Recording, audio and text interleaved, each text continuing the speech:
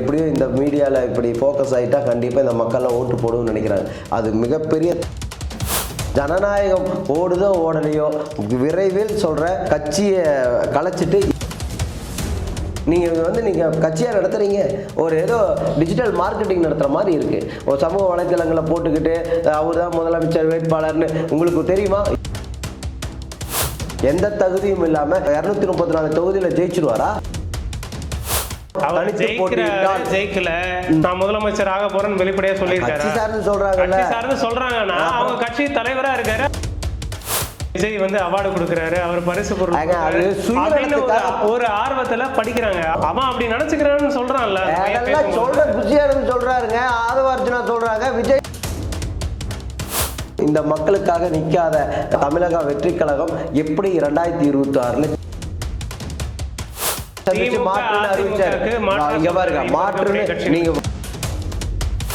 விஜயகாந்த் அவர்கள் 2006 ஒரு தடவை அவர் மட்டுமே ஜெயிச்சாரு அவர் கட்சியில இருந்து. அதுக்கு அடுத்த தேர்தலில் அவர் எதிர்கட்சி தலைவரா உட்கார்ந்தாரு. சரி, அந்த மாதிரி வாய்ப்பு. வேல்முருகன் தமிழ் தேசியத்துக்காகவும் தமிழினத்துக்காகவும் போராடக்கூடிய மனிதன், அவரை பத்தி தப்பா பேசுற இவராரு.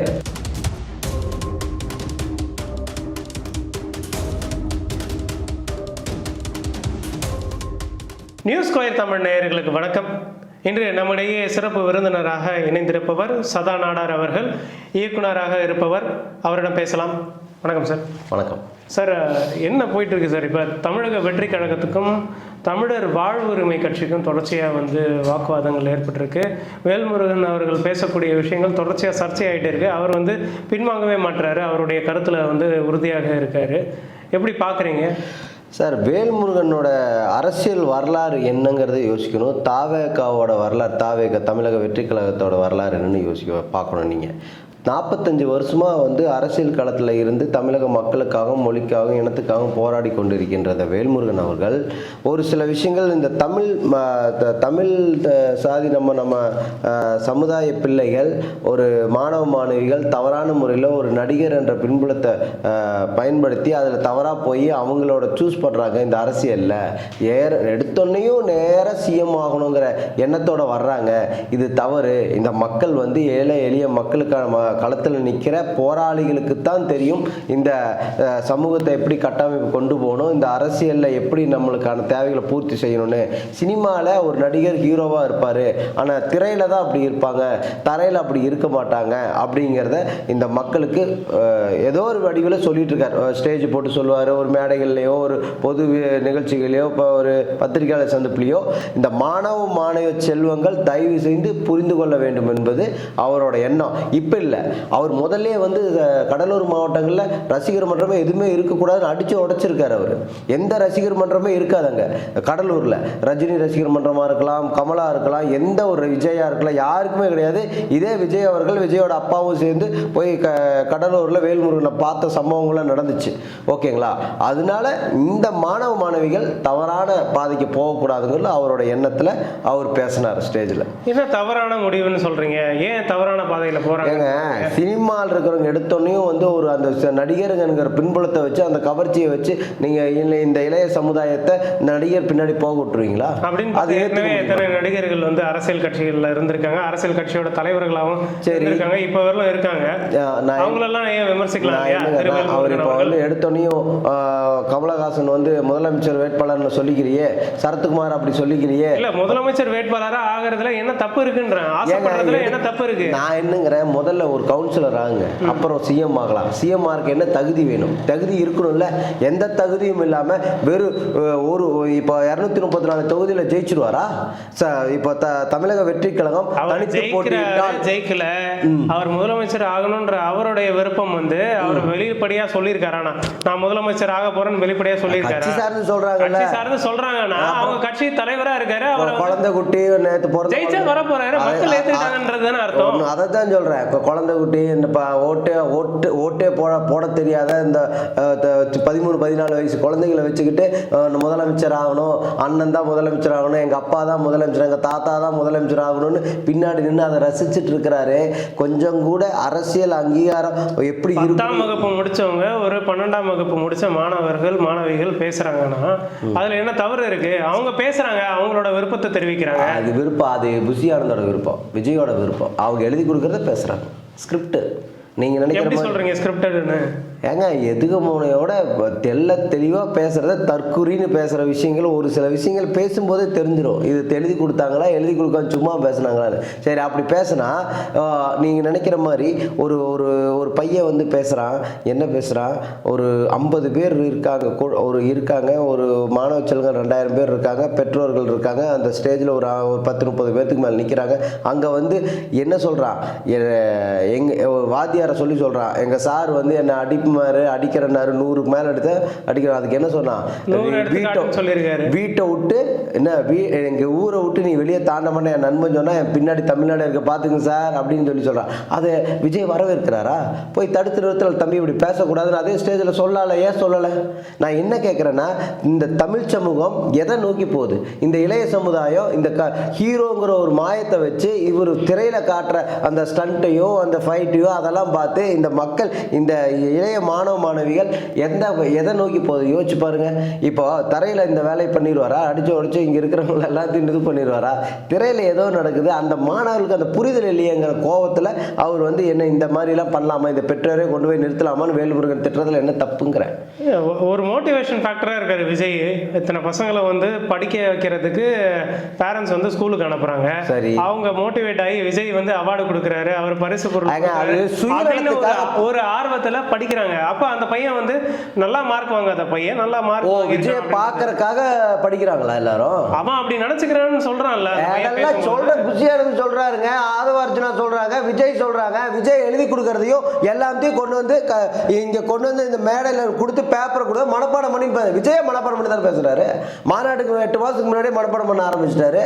அப்படி நான் என்னங்கிறேன்னா, சொல்லி கொடுத்து எத்தனை நாளைக்கு நீ கட்சி பண்ணுவீங்கன்னு நான் கேட்கிறேன். நீங்க கட்சியா நடத்துறீங்க, ஒரு ஏதோ டிஜிட்டல் மார்க்கெட்டிங் நடத்துகிற மாதிரி இருக்குது. ஒரு சமூக வலைத்தளங்களை போட்டுக்கிட்டு அவர் தான் முதலமைச்சர் வேட்பாளர்னு. உங்களுக்கு தெரியுமா, யூடியூப் சேனல்ஸுக்கு 3 லட்ச ரூபா கொடுக்குறாங்களாம்.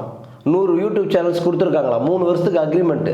100 யூடியூப் சேனல்ஸ்க்கு நல்லா போயிட்டுருக்கிற யூடியூப் சேனல்ஸ்க்கு பணம் கொடுத்து இது மாதிரி பண்ணுங்கன்னு சொல்லி மாதம் 3 லட்ச ரூபா பணம் கொடுத்து இந்த வேலை பார்த்துட்டு இருக்காங்க. நான் என்னங்கிறேன்னா, எந்த ஒரு விஷயமும் செய்யும்போது ஒரு அவங்களோட ஆதாயத்துக்காக எப்படியோ இந்த மீடியாவில் இப்படி ஃபோக்கஸ் ஆகிட்டா கண்டிப்பாக இந்த மக்களில் ஓட்டு போடுவோம்னு நினைக்கிறாங்க.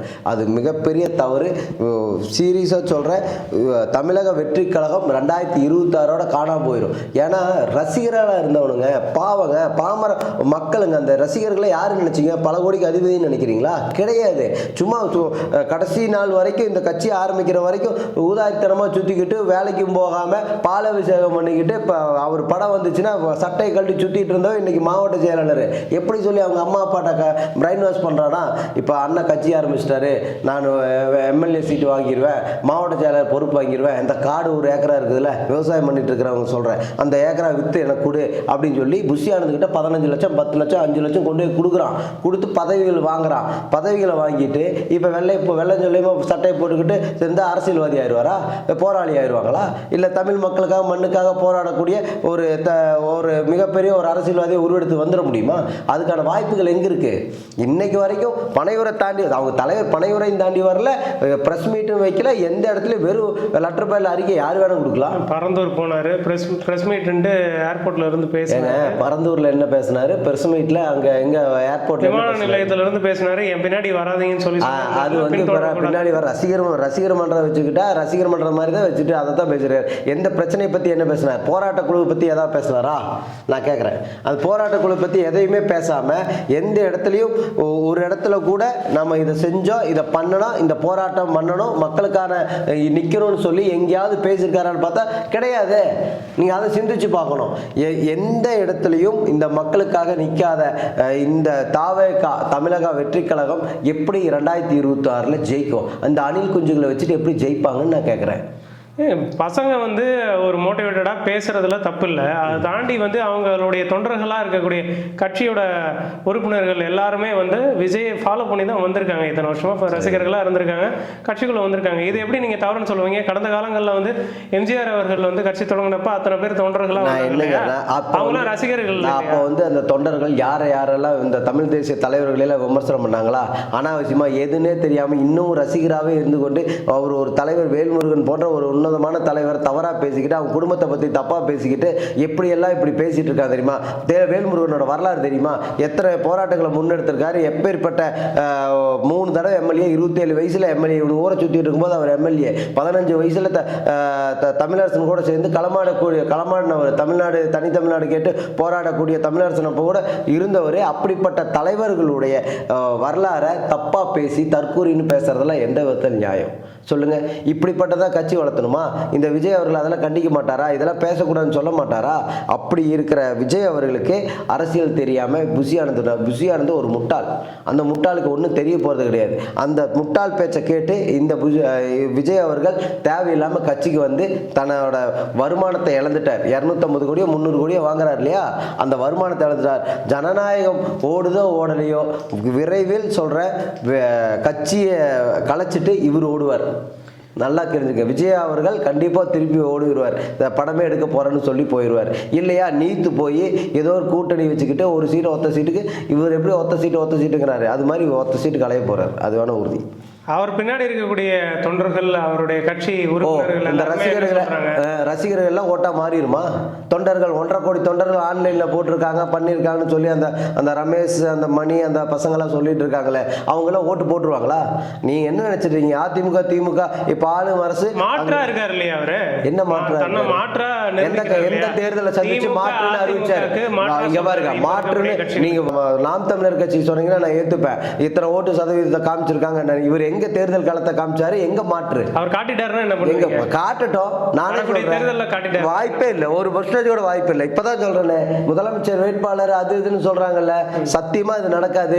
ஒத்த ஓட்டு ஜெயிப்ப ஒத்த எம்எல்ஏவா இருப்பார். 234 தொகுதியில விஜய் அவர்கள் எம்எல்ஏ இருப்பார். எந்த தொகுதியில விஜயகாந்த் அவர்கள் 2006ல ஒரு தடவை அவர் மட்டுமே ஜெயிச்சாரு அவர் கட்சியில இருந்து.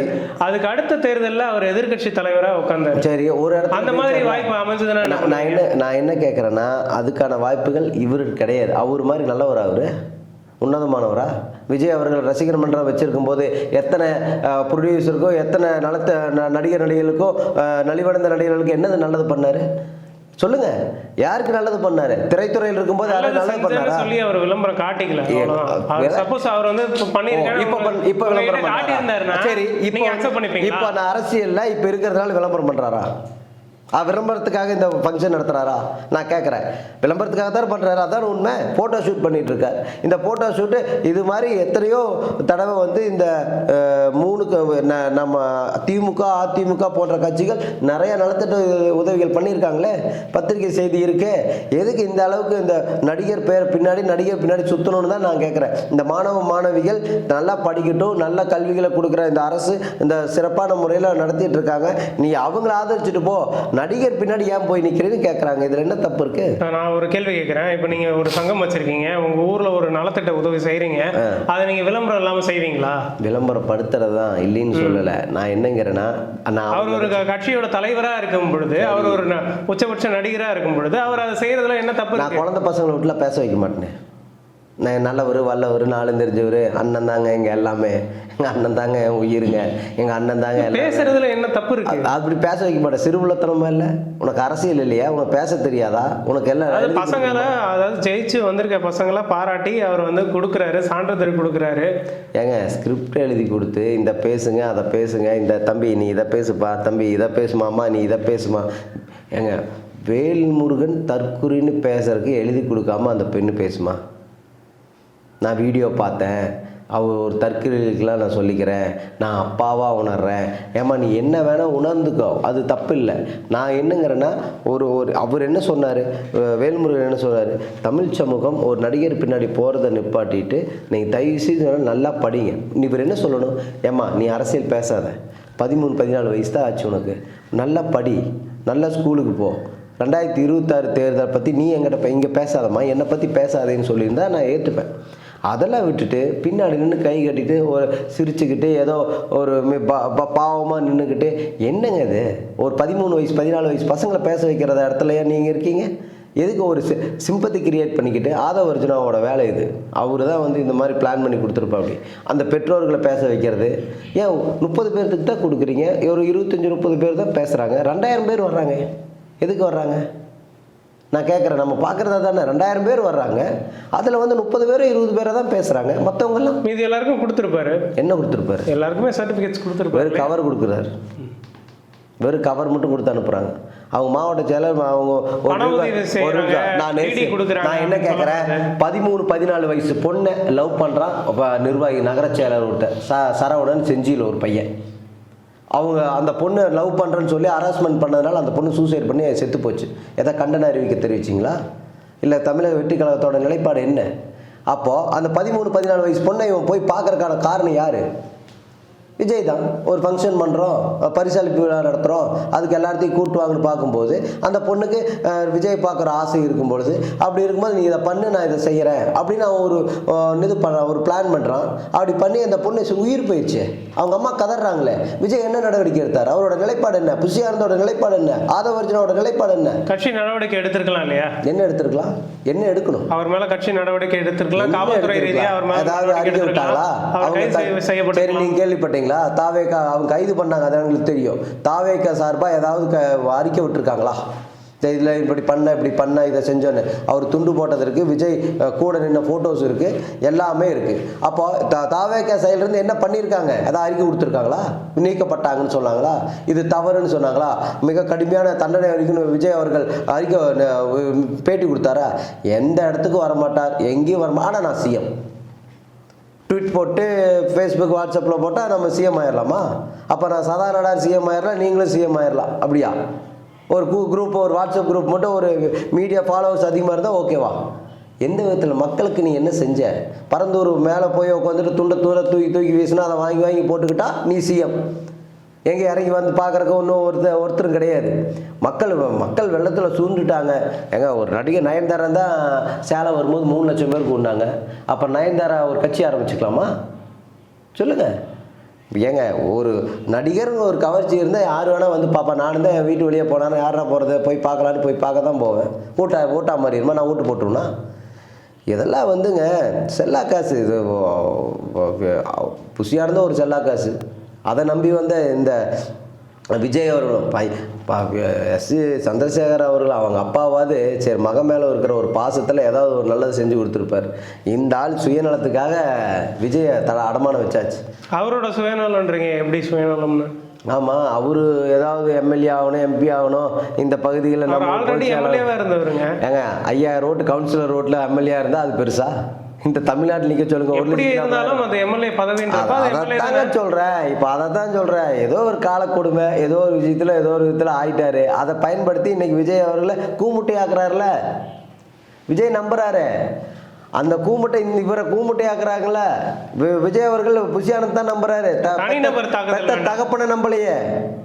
கூமுட்டை தனிநபர் தாக்குதல்லாம் ஏங்க, கூமுட்டை தாங்க நான் சொல்லுவேங்க. எனக்கு அந்த இது இருக்குங்க. நான் தமிழ் மக்களுக்காக எத்தனையோ போராட்டம் பண்ணியிருக்கேன். நான் சொல்லுவேன். ஒரு முட்டாள்தனமாக யோசிக்கிற ஒரு ஆளை நம்ம என்ன சொல்ல முடியும்? சொல்லுங்கள். ஏன்னா எங்கள் வேல்முருகனை பற்றி தப்பாக பேசுகிற ஆள் நான் எதுக்கு அவருக்கு மரியாதை கொடுக்குறோம்? நான் எங்கள் வேல்முருகன் தமிழ் தேசியத்துக்காகவும் தமிழினத்துக்காகவும் போராடக்கூடிய மனிதன். அவரை பற்றி தப்பாக பேசுகிற இவராரு, தற்கொலைன்னு சொல்கிறக்கு இவராரு. அப்போ நான் கேட்கத்தான் செய்வேன், நான் சொல்லத்தான் செய்வேன். தற்கொலைன்னு அவர் வாயால் அவர் சொல்லவே இல்லை. இவங்க யாருமே பேச மாட்டாங்க. விஜய் பேச மாட்டாங்க, புஷியானந்த் பேச மாட்டாங்க. இந்த குழந்தைகள் விட்டு இந்த கிள்ளி வச்சுட்டு எதுவும் சொல்லுவாங்களே, கிள்ளியும் விட்டுட்டு தொட்டிலும் மாற்ற வேலையை பார்ப்பாங்க. நாங்கள் எதுவும் சொல்லவில்லை, வர்ற குழந்தைகளே சொல்கிறார்கள். நாங்கள் எங்கள் பெற்றோர்களே சொன்னாங்க, நாங்களாக சொன்னோம். ஏங்க உன்னை அரசியலில் உன்னை ஆவணா கூட போட தெரியாத ஆளுங்க எப்படி சொல்லுங்கள்? வேல்முருகனில் பணந்துன்னு கொட்ட போட்டவர். 45 வருஷம் அரசியல் ஆழத்தில் கருணாநிதி கூட பயணித்தவர். முத்தமிழர் கருணாநிதி கூட இருந்தவர். மிகப்பெரிய ஒரு அரசியல் பின்புலம் படைத்த அவங்க ஃபேமிலி, அரசியல் ஃபேமிலி. அவர்கிட்ட போய் இவங்க மோதலாமா? சொல்லுங்கள். இந்த சின்ன சின்ன சிறுவண்டுகளை வச்சுக்கிட்டு, சின்ன பசங்க அந்த அணில் குஞ்சுகளை வச்சுட்டு விளையாட்டு காமிச்சுக்கிட்டு இந்த கிளிகிழிப்பானை வச்சுக்கிட்டு ஆடிட்டு இருக்கிற மாதிரி ஆடிட்டு இருக்கிறாங்க. இதெல்லாம் என்றைக்கும் நினைக்காது. கண்டிப்பாக சில்வண்டுகள் ஜெயிக்குதா இல்லை வேல்முருகன் அவர்கள் ஜெயிக்கிறாரா அப்படின்றத பொறுத்திருந்து பார்க்கலாம். பல்வேறு கேள்விகளுக்கு மிக பொறுமையாக பதிலளிச்சிங்க. மிக்க நன்றி. நன்றி.